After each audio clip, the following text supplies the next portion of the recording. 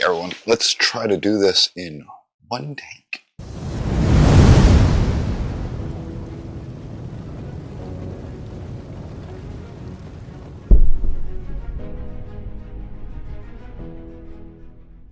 All right, everyone, welcome back to the channel. In today's video, we are discussing getting your New York permit. I hope the audio is okay. I did put the mic right here.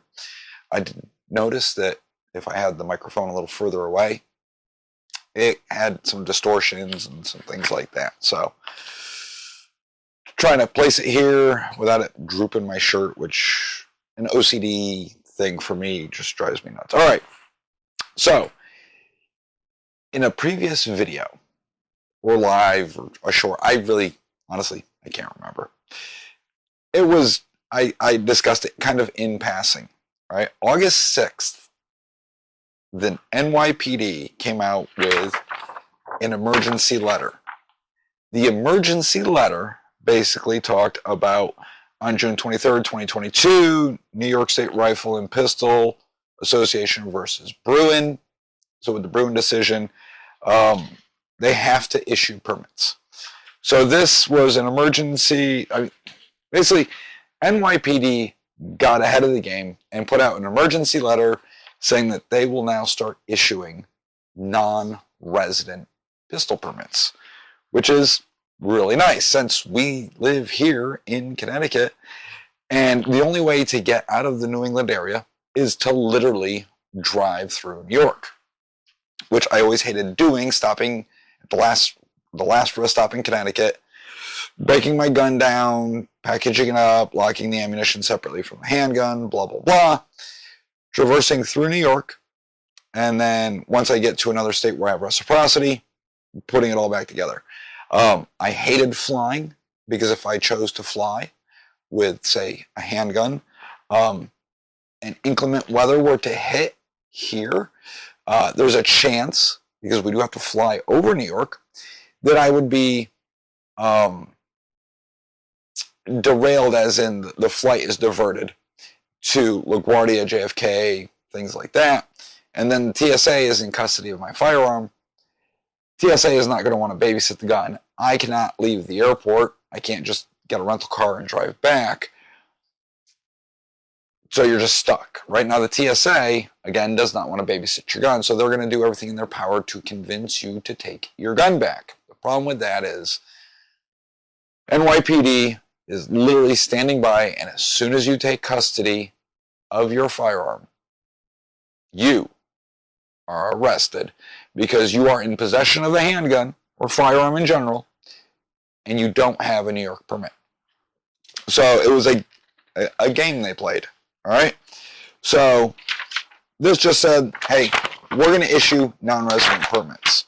So they started that, right? A lot of people were kind of scrambling. I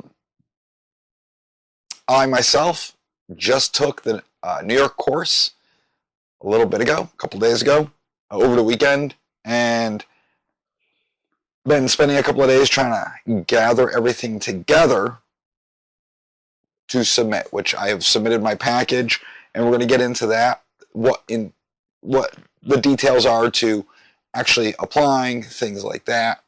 Obviously, you have to take a class, and it is not your normal 8-hour course, which is required by the state of Connecticut. This is, in fact, I've seen two different opinions. One says a 16-hour, one says 18-hour.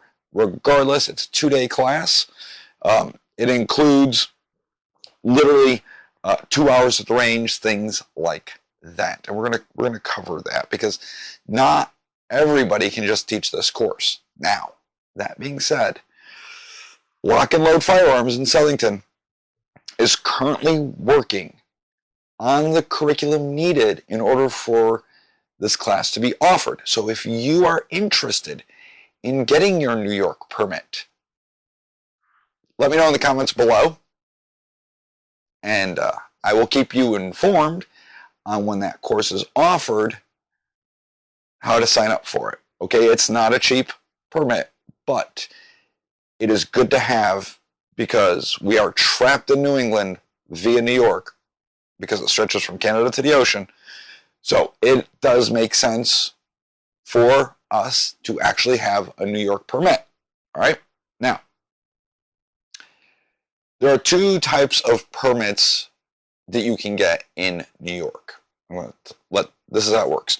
So if you get a permit out of, say, Worcester County, that permit is only good in Worcester County. You can't go to other counties. The permit is not recognized. However, the one permit that you can get, the New York City permit, is accepted throughout the entire state because it is held to a higher standard. So that is mainly what we're going to be talking about, specifically the NYC permit and the permitting process. All right. So I have got a lot of stuff to go over. So first and foremost, hit that like button, subscribe to the channel, hit the notification bell, leave a comment below. Let me know if you want the New York permit. Best way to support the channel, obviously, is in the merch store. The link is always below in the description. You can get wonderful shirts like this. It expresses how I feel about SLFU sometimes. Many other shirts down there, and there is a shirt that is in the works that is coming out for the election season. Literally, it is just Gun Guru 24 on the front. On the back, it's going to say, "Make the Second Amendment a right again." So, look to that. It's going to be out in the next day or two. Links will obviously be flooded across social media, which all those links are also in the description. You can follow me across Truth, Facebook, Instagram, all the major social media hubs. Look for the posts there with the links for the 2024 election shirt. All right? Enough with that. Getting to the meat of the issue. All right. First and foremost, you got to take the safety course. I don't care if you've already got your permit, you got to do it again. Just like if you're a permit holder in the state of Connecticut, yet you want to get your Utah permit or Florida permit, things like that, Massachusetts, you're back in class. Now, unlike the classes I just mentioned, those are only 8 hours. This one is going to be extensively longer. Okay. Now, the Division of Criminal Justice Service, the state police for New York, sets forth the criteria and the minimum standards for classroom training curriculum. Because I myself am like, how do you take the NRA course, which it's the NRA course, and stretch it out that much? Well, it's the normal course with a bunch of added-on stuff. All right, so they cover things like general firearms safety, including overview of firearms, ammunition, functions, operation, cleaning, maintenance, safe handling practices, range rules, proper holster considerations, retention strategies, and safe concealed carry. That right there is 2 hours. Firearm storage requirements. That is a 1 hour class. It will cover things like the penal law of 265.45 and 265.50 in general firearms storage laws for New York. Going over state and federal gun laws, concealed carry, situational awareness and surroundings, including firearm display and concealment. Conflict de-escalation tactics, to include verbal and nonverbal strategies, including retreating, that are not intended to reduce the intensity of the conflict or crisis encountered. Adverse effects of alcohol and drug use. Okay. Best practices when encountering law enforcement, i.e. a traffic stop. The statutory defined sensitive places listed under Penal Code 265.01E and the restrictions on firearm possession in restricted places under Penal Law 265.01D. Conflict management.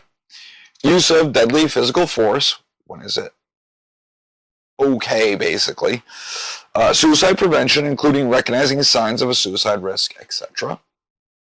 Basic principles of marksmanship, including stance, grip, sight alignment, sight picture, breathing, trigger control. 1 hour on that. So it's your usual stuff with all the New York laws thrown in. You have minimum standards for written proficiency. So yes, you have to take your test, it's got to be graded, blah, blah, blah. Minimum standards for live fire training. All right, this is straight from NYPD. Concealed carry firearm safety training must include 2 hours of live training concluded by a duly authorized instructor.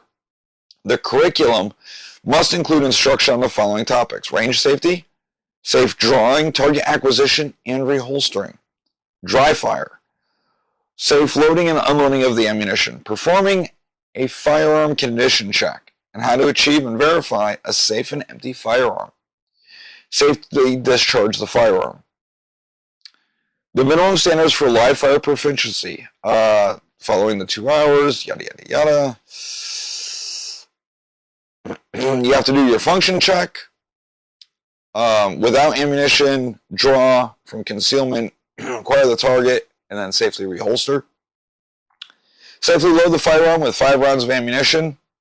No holster is required for this. Maintain a ready position on the firing point downrange. On the instructor's command, aim at the target, fire all 5 rounds from a standard standing position from the distance of 4 yards.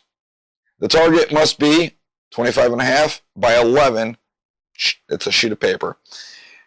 And at least 4 out of 5 rounds must be on target. You have to perform a condition check to verify that the firearm is safe and now empty. And then the instructor must maintain records. That's more for me. For 5 years. And I have to supply them to NYPD upon request. So, all right. And then they add some other things. So there's that. All right. And that is a 18-hour class. Now, that just gets you your certificate. What do you have to do in order to get it, right? Your application process. Now, if you think Connecticut's application is horrendous, wait till you see the requirements and the application process for New York. It's mind-blowing. Okay. So, I just have a little checklist, and these are the required documents for concealed carry for an out-of-state resident, which would be us. Okay? I'm going to go just in order. Okay, and I'll explain each one. First and foremost, a government-issued identification card, i.e. driver's license. Okay, cool, we got that covered. Proof of date of birth. So you need a copy of your birth certificate, military records, passport, something like that. Social security card. Proof of residence, basically a utility bill. You must provide them with your electric bill, water bill, some utility. Okay? The address needs to match the resident on the driver's license, etc. Right? So they all have all the addresses need to match. You can't, like, well, I live in Connecticut part-time, I also live here part-time, my license is for here. Not. They all have to match, just like Connecticut. All right? A copy of a current residential lease or document indicating ownership shares in cooperatives or condo. All right? And a signed and filed state income tax return with matching address. Name change documentation. So if you got married and you changed your name, you need to provide that. Okay? You need to tell them if you've ever been arrested. It does not matter how long ago. It needs to explain what reason and provide paperwork for that. If you've ever had an order of protection, okay, if it's not applicable, NA. Domestic incident report statement, if applicable. It's a statement regarding incident that was reported to the police and it's on file. Explain it. If you don't have anything, NA. An affidavit of cohabitation. Everybody that lives in your house over the age of 18 must do one of these. And each one has to be notarized for the member of your home. Or if you live alone, on the affidavit at the very bottom it says, I live alone. That's what you check, sign, and then get it notarized. Obviously, I don't live alone. I had to have a few of them filled out. All right? You need to provide what they call a firearm safeguard. This is someone who would be the caretaker of your firearm in the event you pass away. This is only in effect if you were to die in the state of New York and you had your gun on you. Who would NYPD release the gun to? And they're not giving it to the person. What they would do is they would ship it to an FFL in the area of that person. They have to be over 21. You need to provide a copy of the front and back of their driver's license, a phone number, email, and their relationship to you. So for me, I picked Mrs. Guru. I just have to make sure I don't basically drop dead for some reason in the state of New York. But if I were to, then NYPD would get a hold of her and they would send the guns to her. She would take custody of them. Your military honorable discharge documents, your DD-214. So if you have one, you must provide one. If you have split service, you've got to provide each DD-214 to NYPD. Any current concealed carry permit that you have, right? You also need to give them a list of firearms that are going to be under this license. So what does that mean? So in Connecticut, your permit's your permit. There's no gun attached to it per se. When you purchase a gun, we use the DPS-3, you fill that out. Local PD, state PD, we know how that works. But your permit is just your permit.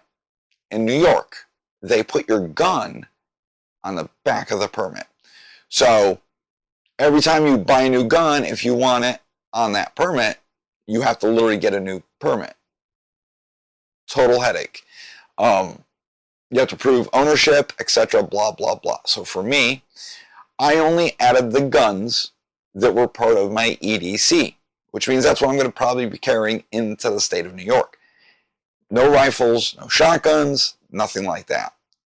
If I am traveling through New York, I would be transporting my shotguns, my firearms, rifles, etc., in accordance with all federal regulations for transportation. I would not be making any hard stops, and I would just continue along the way on the highway. However, I would be able to keep the handgun that's my EDC, that's on my permit, on me. I wouldn't have to take it off, etc. Right? Much like how Massachusetts, if you're just traveling from Connecticut to, say, New Hampshire, and you're driving through Massachusetts, you're just driving through. They changed the law just recently where you could just keep your gun on you inside the vehicle. If you had to stop for some reason and get out of your vehicle, you could not bring the handgun with you outside of your vehicle. That being said, fill up before you go into Massachusetts, make sure you got a full tank, and drive straight through Mass, and you'll be fine. Okay? So I provided only my EDCs. No rifles, no shotguns, nothing outside of what I would carry every day. I also provided 4 notarized reference letters. All right? Usually your instructor will provide you a template. All right? It has the author's name, address, phone number, best time to be reached, a statement saying something like, I know you for a minimum of 5 years, you're in good moral character, and I'm aware so-and-so is applying for a gun license. It's got to be signed, notarized. You need 4 of them. All right? You need to do your DMV lifetime abstract. So, literally, if you don't know what that is, you go to the DMV's website and you're able to pull down your driving record to show pulled over, accidents, whatever. Right? So things where you violated the law, speeding. It's $20 for Connecticut, and it's immediate. You pay the money, you put in your information, and they send you a PDF. Like, the next page it flips to, it's like, here's a PDF, download it, and you'll see your driving record. It's not a one and done. You're able to go back in and download or do whatever you need to do for I think it's like 30 days. For the $20, it's 30 days. All right? So, your lifetime abstract. There you go. You need to provide a 2x2 or a passport photo. All right? It's digital, so just take a photo on your iPhone or have someone take a picture of you. You need to have a white background because the permit itself is white and they want them to match. All right? They say no hats, no glasses, things like that. No one's worried about the TWIC or SWAC global entry card. That doesn't pertain to you. All right. You also need to tell them height, weight, eye color, hair color, 5-year employment history, 5-year resident history, and they ask you if you've ever been fired from employment. Have you ever been denied for a city service? Have you ever been rejected for military service? And the circumstances and details of your arrest and any criminal court summonses.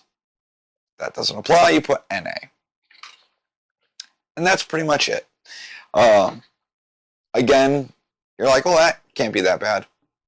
It's pretty intrusive to try and find all of this stuff. I mean, outside of like, oh, birth certificate, passport, driver's license, that's easy. The affidavits, cohabitation, pain in the butt. Okay? Obviously, the cohabitation, they live with you, easy enough. But you got to have it all notarized. So you got to drag all these people with you to the notary. Or you have the notary come to you. All right? Luckily, I was able to have the notary come to me and have all this done. All right? I'm just flipping through the paperwork, make sure I haven't missed anything. So, those are just all my letters. They're all notarized. Yeah, I'm not showing you that. It's my abstract. It was fast enough you probably couldn't see anything, but I would suggest when you take this course, and the instructor will tell you this, that you gather everything together into a big folder. Of course, you're doing all this electronically. So, it's kind of a pain in the rear. All right, now, I know what you're thinking. Cost. What is the cost? Well, the class itself is not cheap. So if you're thinking it's like a normal NRA course, you would be mistaken. So normally if you're like, oh, I'm going to sign up for the NRA course, it's like between 100 to 150. Okay? I know there's one place that charges literally like $90, but you get what you get for that price. For me, to take the New York course was about $500. I know some places that are charging up to $1,000 per student for this course because it's 2 days long. There's a lot of stuff that goes into it, and they're not just, okay, you did the course and we're throwing you to the wolves. They're literally helping you make sure everything is in order so when you apply, it's not a guarantee that you get your permit, but it's pretty damn close. All right? So, the NYC application fee for your concealed carry is going to be $346.80. All right? Your fingerprint fee is $88.25, and that is going to be paid at the time of your fingerprint appointment. All right? The NYC fee is paid directly to NYC at the time of your application submission. Now, it's only $340, but I know I said $346.80. That's because there's a $6.80 surcharge for using your credit card. Ergo, $346.80, right? So when you submit your application, you're going to have to pay that. And then you have to go to New York for your fingerprinting. You have to go to One Police Plaza. So you're either going to have to drive out there, or me and Mrs. Guru are talking about just literally catching the train, taking the train into the city, which I'm going to do because I have to do. I don't like going to New York. I hate the city. Some people love it. I hate it. That's me. Okay? Like I said, you got to go to One Police Plaza, which it's like there's a subway station that's like right there. So once you take the train in the Grand Central, you jump on the correct train, boom. Literally, it's a stop on along the way. So if you ever watch Blue Bloods, you know what building I'm talking about. All right, if you've never seen it, it's actually a pretty good series. I just started it. I'm on season 1. Okay. Also, with this certificate, when you take this class, you would be able to apply for New Jersey, Pennsylvania, Florida, and Utah using this certificate. Okay. Pennsylvania literally is super easy to get. You either apply at Wayne County or York County, and you must possess a concealed carry permit from your resident state in order to apply. Literally, this takes, like, you go there and it takes like 10 minutes. You go in, you fill out their application, you show them your current Connecticut permit, bing, bang, boom, and they'll give you a Pennsylvania one. So if you do drive a lot, like I drive down to Tennessee, you got to go through Pennsylvania. So might stop down there in October. Okay. That's all legal. I took a lot of pictures of the slides. Legal considerations took a few hours. There's just so much information. So be prepared to be sitting there for a while. A lot of the information for the gun safety is stuff you already know, especially if you're a permit holder. That being said, going over the New York laws, take lots of notes, take photos of the slides. There is a lot that goes into it. It is not normal. But if you're like me, and you're just trying to drive through the state, or at the most, I would go to upstate New York to visit a family friend. At least I can bring one of my everyday carries with me. So there's that. Otherwise, it's just me traveling through the state. And that's all I wanted it for. Again, this course will soon be offered via Lock and Load in Southington. Stay tuned for more information on that. Josh, myself, we're all going to be teaching this course. If there's enough interest, we will have a giant course for it. I don't know how much it's going to cost. We've got to figure all that out. I am just a gear in the machine. I am just a lonely instructor. Josh has figured it all out. That being said, if you're interested in that permit, let me know. Hit up the comments below. Let me know what you think. Let me know if you're interested. And I'll make sure that you know when this course is being offered. I don't know currently of anybody in the state of Connecticut that is offering this course that is local. Most of these courses that I've seen online, you have to go to New York to take it with a New York instructor. It will be great as soon as this class is offered in Southington, which is central Connecticut. Easy drive for everybody. We're pretty much 45 minutes from everywhere. So there's that being said. All right. Hope you enjoyed this video. I hope it was informative. Yes, it's a long, drawn-out process. However, it is worth it. So hit the like button. Subscribe to the channel if you're not a subscriber already. Toggle the bell so you get notifications when new videos come out. Leave a comment. Hit up the merch store. There's always something down there for you. Also have Patreon, locals. You can become a member of the YouTube channel and get behind the scenes and special videos along, obviously, on Patreon. So all that, those are the best ways to support the channel. Until then, I will see all of you in the next video. Surprised New York doesn't say they want blood work and semen samples and DNA swabs and all that. This is freaking ridiculous.